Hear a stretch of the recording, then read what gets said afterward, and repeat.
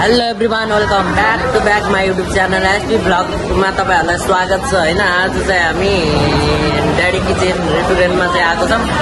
अर्जुन दाईको बर्थडे थियो होइन, दाई चाहिँ यहाँ छ अनि बर्थडे थियो यहाँ गुरुआमा यता हुनुहुन्छ। यहाँ खाजा पनि बवाल आइसकेको छ, अब गुरुबा आउँदै हुनुहुन्छ। डल्ली यहाँ छ, बवाल भिडियो आउँदैछ तपाईँहरूको माझमा एकदम। फेरि नयाँ खाजा आइसकेको छ, यो के हो पिज्जा होइन, डल्लीको लागि होइन पिज्जा बवाल आइसकेको छ। अब के आउनु बाँकी छ?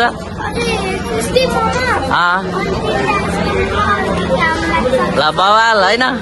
अनि केक चाहिँ आज नकाट्ने कुरो भइरहेछ होइन, ठिक छ। केक चाहिँ अब घरमा काट्ने, हामी चाहिँ अब भ्याउँदैनौँ।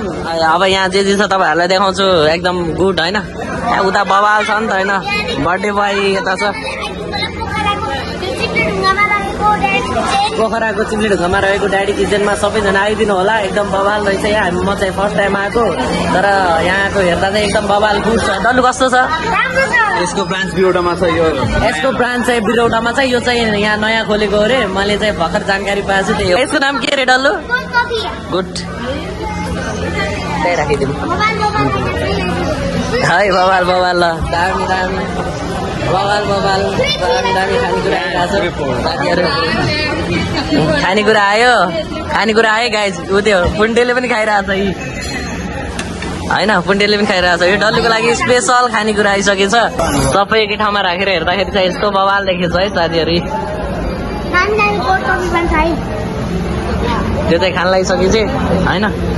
मैले यहाँ आएर चाहिँ नयाँ कुरा के देखेँ भने उता पृथ्वीनारायण शाहको फोटो रहेछ है। उता जय देश जय राष्ट्र जय गोरखै, पुरानो योद्धाहरू एकदम बवाल थिए। अब अहिलेको नेताहरू त भकमबुस हो सबैजना। डल्लीले चाहिँ सुरु गरिसकेछ खानालाई, बवाल लाग्छ रे डल्लीलाई होइन। फाइनली गुरुबा नि आउनु भएछ है। गुरुबा आउनुभएछ, हामीले खाइयो बवाल